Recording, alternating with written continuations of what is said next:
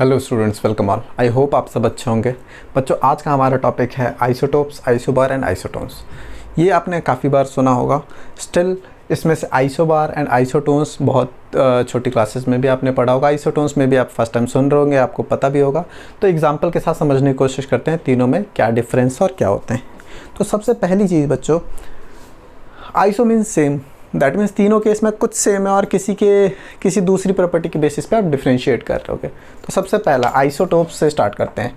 अगर बच्चों मैं आइसोटोप्स की बात करता हूँ तो आइसोटोप्स का सिंपल मतलब होता है same atomic number, okay, but different atomic mass number. Okay, that means same atomic number different atomic mass number। Okay, अब एटॉमिक नंबर को बच्चों आप Z से रिप्रेजेंट करते हो, मास नंबर को आप A से रिप्रेजेंट करते हो। ओके, मास नंबर को किससे रिप्रेजेंट करते हो? A से। अच्छा, अब मेरे को समझ आ गया कि ठीक है, सेम एटॉमिक नंबर होना चाहिए, डिफरेंट एटॉमिक मास नंबर होना चाहिए। क्या कोई एक ऐसा एग्जांपल है जिससे मैं समझ पाऊँ? तो सबसे सिंपल एग्जांपल आपको जो हमेशा आपने पढ़ा भी होगा, आप जानते भी होंगे, that is hydrogen. Okay, hydrogen अपने यूनिवर्स का मोस्ट अबंडेंट एलिमेंट है। मोस्ट अबंडेंट से मतलब है कि सबसे ज़्यादा मिलने वाला एलिमेंट है।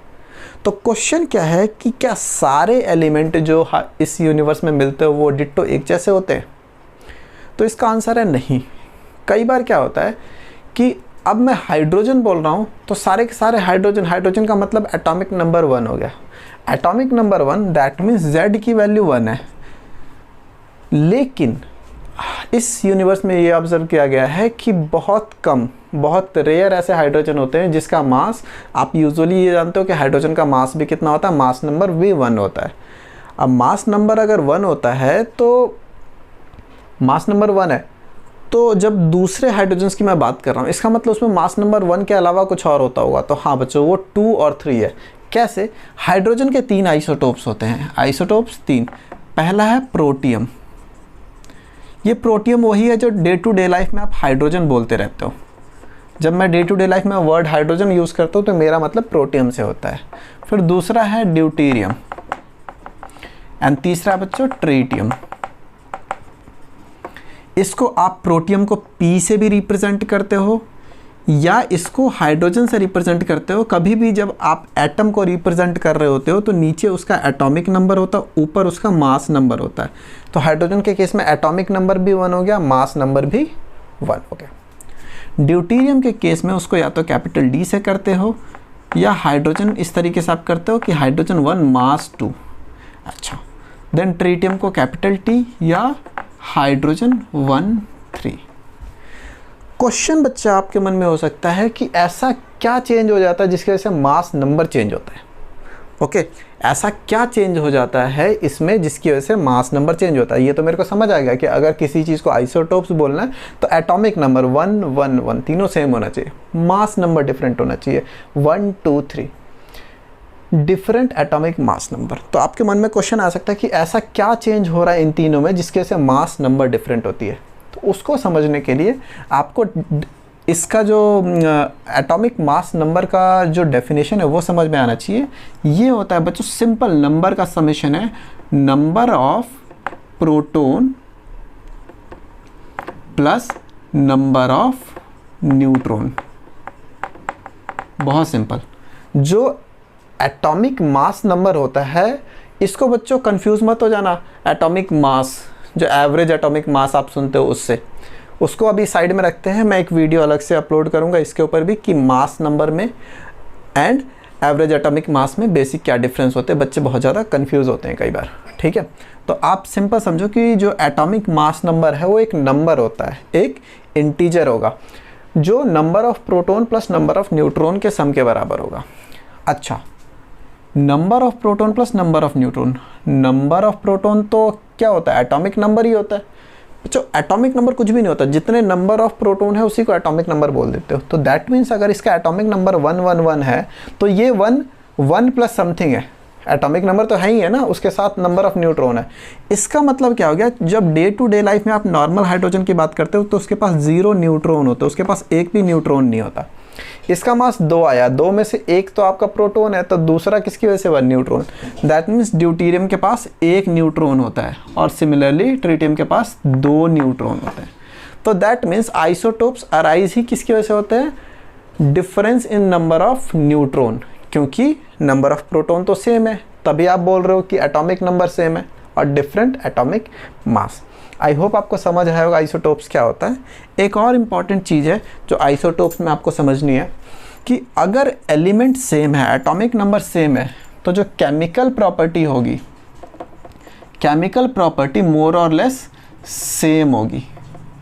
बट जब आप फिजिकल प्रॉपर्टी की बात करोगे तो वो डिफरेंट होगी। सिंपली मास ही डिफरेंट हो गया तो फिजिकल प्रॉपर्टी तो वैसे ही डिफरेंट हो गई, हाँ या ना। तो ये बहुत इंपॉर्टेंट चीज़ है ध्यान रखने में आइसोटोप्स में क्या होता है। चलो बच्चों, अब आते हैं आइसो बार के ऊपर। आई होप आपको समझ आया होगा। अब आते हैं आइसो बार के ऊपर। आइसो बार क्या होता है। आइसो बार की अगर बेसिक डेफिनेशन देखें तो इसमें क्या होता है, same mass number, atomic mass number, different, same mass number different atomic number. Atomic number different होते हैं, मास नंबर सेम होते हैं। ऐसा कोई एग्जांपल है? बिल्कुल है बच्चों। देखो, अगर हमारे पास कैल्शियम की मैं बात करूं और आर्गन की बात करूं, तो कैल्शियम का एटॉमिक नंबर 20 होता है और मास नंबर कितना होता है, 40, क्योंकि इस पर नंबर ऑफ न्यूट्रॉन भी कितने होते हैं, 20 होते हैं। तो 20 और 20 40 हो गए। आर्गन की बात करूँ तो एटॉमिक नंबर 18 होता है, लेकिन मास इसका फिर भी 40 ही होता है मास नंबर। क्यों? क्योंकि इसके पास नंबर ऑफ न्यूट्रॉन 22 है। तो यहाँ पे अगर देखो तो डिफरेंट एटॉमिक नंबर डिफरेंट है, एटॉमिक मास जो है वो मास नंबर सेम है, तो इसको आपने क्या बोल दिया, दैट इज़ आइसोबार। बच्चों, अगर मैं वापस आइसोटोप्स पे जाऊँ तो काफ़ी सारे एग्जांपल आइसोटोप्स के भी हो सकते हैं। कार्बन के आइसोटोप होते हैं C12, C13, C14। इसका मतलब है कि तीनों केस में एटॉमिक नंबर 6 ही है, एटॉमिक नंबर से मास नंबर डिफरेंट। क्यों? क्योंकि नंबर ऑफ न्यूट्रॉन डिफरेंट है। यहाँ 6 हो जाएगा डिफरेंस, यहाँ 7 हो जाएगा, यहाँ पे 8 हो जाएगा। तो आई होप आपको समझ आया होगा आइसोटोप्स एंड आइसोबार क्या होता है। अगर आप आइसोबार की बात करोगे तो केमिकल प्रॉपर्टी तो वैसे ही डिफरेंट होगी, क्योंकि एलिमेंट ही डिफरेंट है, और फिजिकल प्रॉपर्टी भी डिफरेंट होगी, ठीक है, क्योंकि मास सब कुछ, जब एलिमेंट ही अलग है तो फिजिकल प्रॉपर्टी भी, उसकी अपीयरेंस, उसका वेट, डेंसिटी, सब कुछ डिफरेंट होगा। तो इस केस में कुछ भी सेम नहीं होता। लेकिन आइसोटोप्स के केस में बच्चों केमिकल प्रॉपर्टी सेम होती है, खाली फिजिकल प्रॉपर्टी डिफरेंट होती है। नाउ कमिंग ऑन आइसोटोन्स, ये नया हो सकता है आपके लिए। आइसोटोन्स क्या होते हैं, सेम नंबर ऑफ न्यूट्रॉन्स। इसमें क्या होता है, न्यूट्रॉन सेम होते हैं। आइसोटोन्स का मतलब न्यूट्रॉन सेम होते हैं। कैसे न्यूट्रॉन सेम हो सकते हैं? देखो, अगर आइसोटोप्स हैं तो आइसोटोप्स तो डिफरेंशिएट ही किसके बेसिस पे होते हैं कि नंबर ऑफ न्यूट्रॉन डिफरेंट होने चाहिए, है ना। तो वो उसमें तो कोई एग्जांपल होगा नहीं। तो इसके लिए आपको सेटिंग बनाते हैं किस तरीके से आइसोटोन्स का एग्जांपल लिख सकते हैं। चलो देखो, मैं ऑक्सीजन की बात करता हूँ। ऑक्सीजन का एटॉमिक नंबर कितना होता है बच्चों?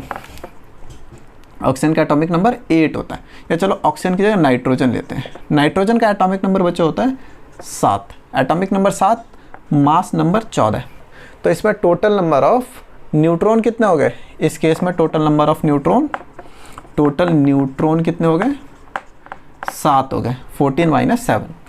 अब अगर मैं कार्बन की बात करता हूँ तो कार्बन जो नेचुरली जो कार्बन आपको मिलता है, जो अबंडेंस में मिलता है, वो C12 होता है। That means atomic number 6, mass number 12। तो इसका मतलब डिफरेंस 6 हुआ। अभी 6 और 7 ये तो सेम नंबर ऑफ न्यूट्रॉन नहीं हुए, तो आइसोटोन्स नहीं हुआ। लेकिन आपको पता होना चाहिए कि अभी मैंने बताया था कार्बन के 3 आइसोटोप्स होते हैं, 12, 13, 14। तो अगर 13th वाला आइसोटोप ले लूँ, दो ये अबंडेंस में काफ़ी कम होगा नॉर्मल कार्बन के रिस्पेक्ट में जो C12 है। लेकिन अगर मैं आइसोटोन का एग्जांपल देना चाहूँ तो इस केस में भी कितने हो गए total number of neutron? Total neutron यहाँ पे कितने हो गए? 13 - 6 7। तो आप इन दोनों को आपस में क्या बोलोगे कि ये आइसोटोन्स है एक दूसरे के। तो इजी टॉपिक था बच्चों, बट हाँ ये ऐसे टॉपिक्स होते हैं जो कई बार बच्चों को क्लियर नहीं होते। तो I hope I was able to clear these topic to you. Thank you for watching this video. बच्चों मैं बाकी वीडियोस की डिस्क्रिप्शन में लिंक डाल दूंगा, आप वो सारी चीज़ें देख सकते हैं स्ट्रक्चर ऑफ एटम से रिलेटेड। एंड मैंने एक टेलीग्राम चैनल भी स्टार्ट किया है, उसका भी डिस्क्रिप्शन में मैं लिंक डाल दूंगा, जहाँ पे आपको नोटिफिकेशन जितने भी नए वीडियोस आएंगे, जो भी नई चीज़ अपलोड होगी उसके बारे में आपको इन्फॉर्मेशन देता रहूँगा। आई होप आपको ये वीडियो पसंद आई होगी। अगर हाँ तो इसको लाइक शेयर सब्सक्राइब ज़रूर कीजिए। Thank you for watching this video. Bye bye बच्चों।